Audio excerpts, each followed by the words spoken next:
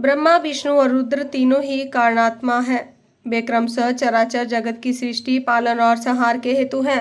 साक्षात महेश्वर से प्रकट हुए हैं। उनमें परम ऐश्वर्य विद्यमान है। वे परमेश्वर से भावित और उनकी शक्ति से अधिष्ठित हो सदा उनके कार्य में करने में समर्थ है। पूर्व काल में पिता महेश्वर ने ही उन तीनों को कर्मों से नियुक्त किया था। ब्रह्मा जी की सृष्टि कार्य में, विष्णु की रक्षा कार्य में और रुद्र की संहार कार्य में नियुक्ति हुई थी। कल्पांतर में परमेश्वर शिव के प्रसाद से रुद्रदेव ने ब्रह्मा और नारायण की सृष्टि की थी। इसी तरह दूसरे कल्प में जगन्मय ब्रह्मा ने रुद्र और विष्णु को उत्पन्न किया था।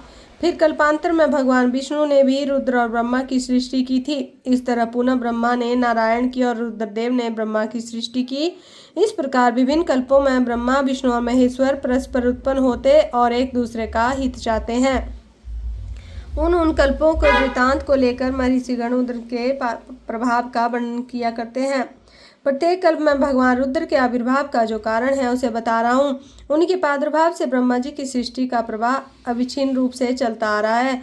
ब्रह्मांड से उत्पन्न होने वाले ब्रह्मा प्रत्येक कल्प में प्रजा की सृष्टि करके प्राणियों की वृद्धि न होने से जब अत्यंत दुखी हो मूर्छित हो जाते हैं, तब उनसे दुख की शांति और प्रजावर्ग की वृद्धि के लिए उन कल्पों में रुद्रगणों के स्वामी कालस्वरूप नीलोहित महेश्वर रुद्र अपने कारणभूत परमेश्वर की आज्ञा से ब्रह्मा जी के पुत्र होकर उन पर अनुग्रह करते हैं। वे ही तेजराशि, अनामय, अनादि, अनंत, ध्याता, भूत संहारक और सर्वव्यापी भगवान इस परमेश्वर से संयुक्त परमेश्वर से भावित और सदा उन्हीं की शक्ति से अधिष्ठित हो उन्हीं के चिन्ह धारण करते हैं, उन्हीं के नाम से प्रसिद्ध हो, उन्हीं के समान रूप धारण करके उनके कार्य करने में समर्थ होते हैं। उनका सारा व्यवहार परमेश्वर के समान होता है। वे उनकी आज्ञा के पालक हैं। शस्त्र और सूर्य के समान उनका तेज है। वे अर्धचंद्र को आभूषण के रूप में धारण करते हैं। उनके हार, बाजूबंद और कड़े सर्पमय हैं। वे मूंज की मेखला धारण करते हैं। जलंधर, विरिच और इंद्र उनकी सेवा में खड़े रहते हैं। हाथ में कपालखंड उनकी शोभा बढ़ाता है। गंगा की उच्च तरंगों से उनके पिंगल वर्ण वाले केश और मुख भीगे रहते हैं। उनके कमनीय कैलाश पर्वत के विभिन्न प्रांत टूटी हुई दाढ़ वाले सिंह आदि वन्य पशुओं से आक्रांत है। उनके बाएं कानों के पास गोलाकार कुंडल झिलमिलाता रहता है। वे महान वृक्ष पर सवारी करते हैं। उनकी वाणी महान मेघ की गर्जना के समान गंभीर है। कांति प्रचंड अग्नि के समान उदीप्त है और बल पराक्रम भी महान है। इस प्रकार ब्रह्मपुत्र महेश्वर का विशाल रूप बड़ा भयानक है।